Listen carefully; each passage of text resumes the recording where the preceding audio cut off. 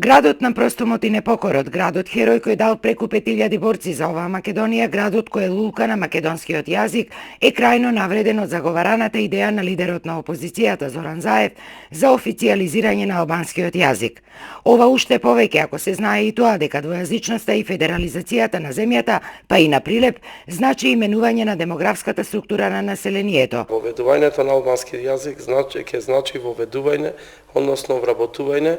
на луѓе кои добро го познаваат албанскиот јазик, тоа се албанци од територијата на цела Република Македонија, во сите јавни институции и установи и на локално и на државно ниво. Тргнувајќи, како што реков, од градинките, училиштата, општината, јавните претпријатија и сите други јавни институции кои ги има во градот, тоа значи ќе станува бројка за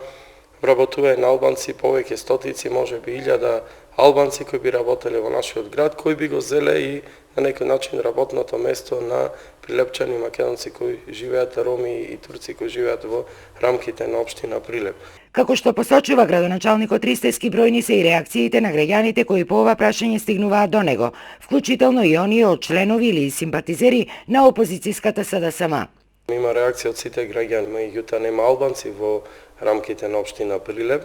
а исто така има реакции дури од луѓе кои припаѓаат на таа политичка опција, кои не си веруваат на своите очи и уши што зборува и говори и заговара нивниот лидер господин Заев.